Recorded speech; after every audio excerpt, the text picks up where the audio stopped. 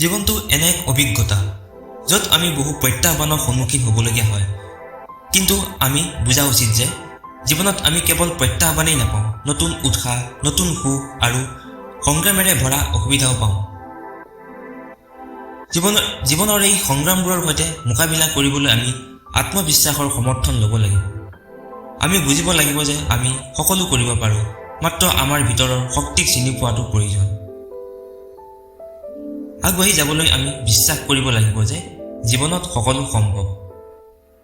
আমি সদায় নিজৰ লক্ষ্য পূৰণৰ বাবে কঠোৰ পৰিশ্ৰম কৰা উচিত। জীৱনত আমি নিজৰ বাবে কিবা এটা কৰা উচিত আৰু আনৰ বাবে কিবা এটা কৰা উচিত। আমি আমাৰ জীৱনটো পৰিচালনা কৰা উচিত, আমাৰ দিশ নিৰ্ধাৰণ কৰা উচিত আৰু আমাৰ লক্ষ্যত উপনীত হোৱাৰ বাবে নিৰন্তৰ প্ৰচেষ্টা চলোৱা উচিত।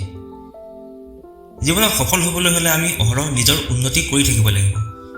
আমি আমাৰ দুখবোৰ মানি লৈ সেইবোৰ আঁতৰাবলৈ চেষ্টা কৰা উচিত। ইয়াৰ ফলত আমাৰ জীৱনৰ মান উন্নত হ'ব আৰু আমি সফলতাৰ দিশত আগবাঢ়ি যাম। জীৱনত কিবা ভুল হ'লে আমি হতাশ হোৱা উচিত নহয়, বৰঞ্চ আমি বুজিব লাগিব যে ভুলবোৰ জীৱনৰ এটা অংশ আৰু ইয়াৰ পৰা আমি শিকিব লাগে। আমি বুজিব লাগিব যে ভুলে আমাৰ সফলতাৰ পথত ডাঙৰ সুযোগ আনে। জীৱনটো এটা অসীম সুযোগ, যিটো আমি উত্তম পদ্ধতিৰে জীয়াই থকা উচিত। আমি ইয়াক এক নতুন উৎসাহ আৰু নতুন প্ৰত্যাহ্বান হিচাপে চাব লাগে। ইয়াৰ ফলত আমাৰ জীৱনৰ মান উন্নত হ'ব আৰু সফলতাৰ দিশে আগুৱাই যাব।